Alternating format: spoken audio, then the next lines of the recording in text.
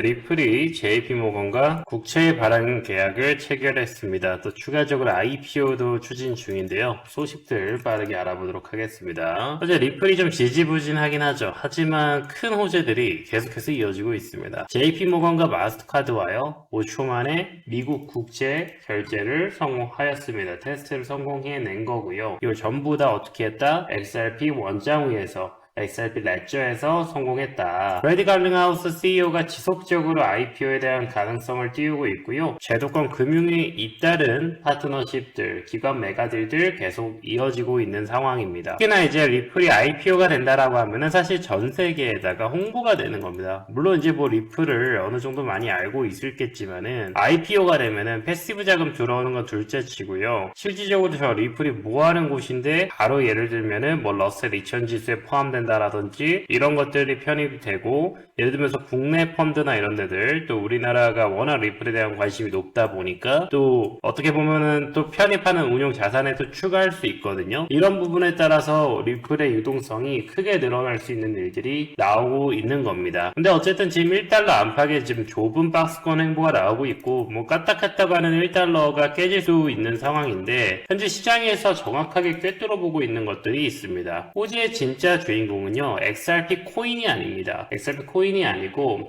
방금 이 월가 쪽에서 진행했었던 이제 5초짜리 결제 장면을 보게 되면은 월스트리트 뱅크 은행에서 출발했던 그 돈이 이제 블록체인을 거쳐서 단 몇 초 만에 정산이 된 겁니다. 놀라운 기술이죠. 원래는 엄청나게 오래 걸리니까. 하지만 이 주인공이 XRP가 아닙니다. XRP가 아니고 수십억 달러 규모의 국채 상황을 이제 변동성 없는 RLUSD로 받게 되는 거예요. RLUSD가 바로 처리했습니다.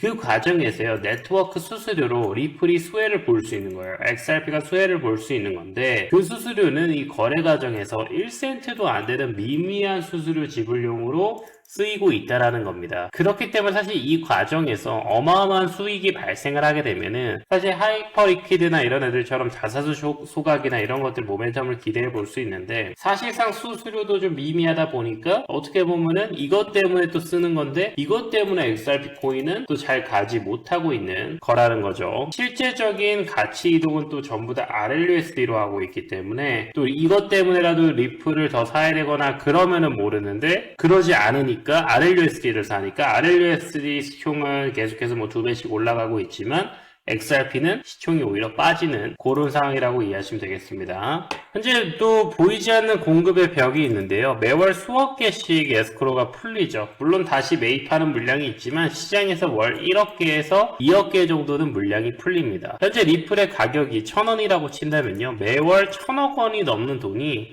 이 시장의 공급으로 풀리는 겁니다. 이 시장을 일단적으로 리플이 올라가려면 기본적으로 에스크로로 풀리는 1,000억 원 물량보다는 1,001억 원이라는 물량이라도 좀 받쳐줘야지 올라갈 수 있는 구조다 보니까, 과거에는 이게 그렇게 심했나? 라고 할 수 있겠는데 이제는 심한 거죠. 이게 만약에 수수료라도 지금 호재로 터지고 있는 거에서 수수료가 만약에 발생해서 이 1,000억 원을 차라리 이거 에스크로 풀리지만 여기서 수수료 발생한 걸로 에스크로 물량 다 살게, 10억 풀리지만 10억 다 살게, 이래버리면은 사실 엄청 호재로 발생하겠는데 또 그것도 안 된다라는 거고요. 이제 회사적으로 봤을 때도요, 이제 리플이 뭐 IPO가 된다고 하더라도 특별하게 그 XRP랑 바로 직접적으로 연관되는 건 아예 없습니다. 왜냐면 리플이라는 회사의 주식을 가지고 있는 사람들에게 이익이 배당이 되고요. 여기 과정에서 XRP를 뭐 자사 코인으로 매입한다라거나 이런 어떤 그 매트릭스가 짜여있지가 않습니다. 그러다 보니까 아무래도 리플, XRP 가격이 좋아지기가 쉽지가 않다라는 거죠. XRP가요, 그럼 어떻게 하면 오를 수 있을까요? 그래도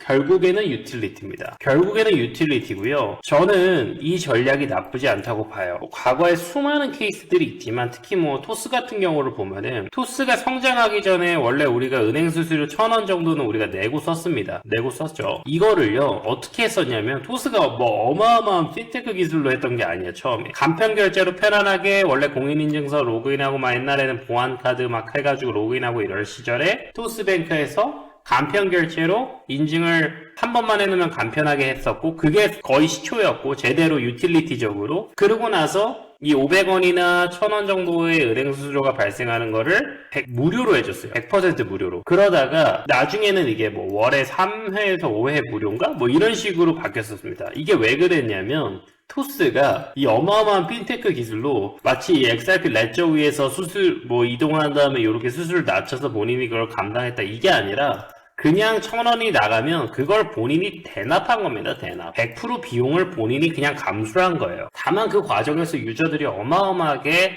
쌓였다라는 거죠. 그럼 자 이제 보세요. 월가 쪽에서는 포기해도 됩니다. 왜냐? 이건 너무나 중요한 스탠다드고 사실 어마어마한 홍보 효과예요. 어마어마한 홍보 효과. 그럼 똑같죠. 나중에 이제 리플이 슈퍼앱도 준비를 하고 있는데 뭐 플레어 네트워크랑 이런 데들 뭐 우리나라 디센트나 이런 데들이랑 같이 협력을 하고 있는데 그 과정에서 유저들이 많이 몰리고 이 월가에서 쓴다라는 그 장점 때문에 또 많이 쓰게 되면은 나중에는 뭐 카드 결제 수수료나 이런 것들도 리플 레저 위에 올려가지고 카드사와 수수료를 반발한다라든지 이런 그림들을 그릴 수가 있다라는 거예요. 그렇기 때문에 결국 이 유틸리티가 온체인 활동이 폭증하면 매월 뭐 1억 개가 풀리든 2억 개가 풀리든 그냥 무조건 역전이 가능하다라는 겁니다. 그래서 실제 결제량은 우리가 아직 시작을 안 했어요. 토스도 결국에는 우리가 시작했기 때문이거든요. 제가 말씀드리고 싶은 건 개인이. 근데 XRP는 개인이 응원을 해주는 코인이에요. 원래도. 그 회사는 자꾸 기관을 가려고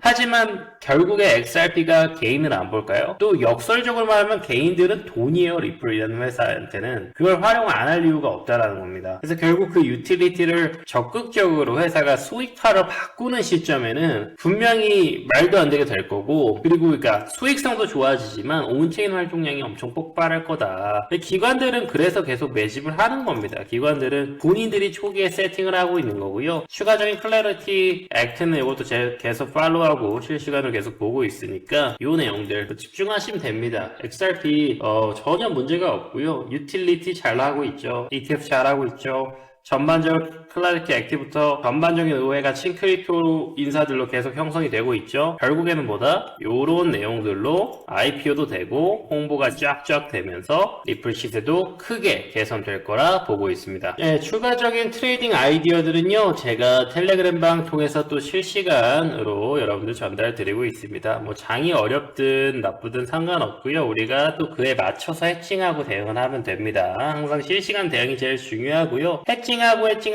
해칭해서 단기적으로 나온 트레이딩 수익들은 인베스팅으로 일부 전환하고 이런 식으로 꾸준하게 여러분들 부를 잘 쌓아가시길 바라겠습니다.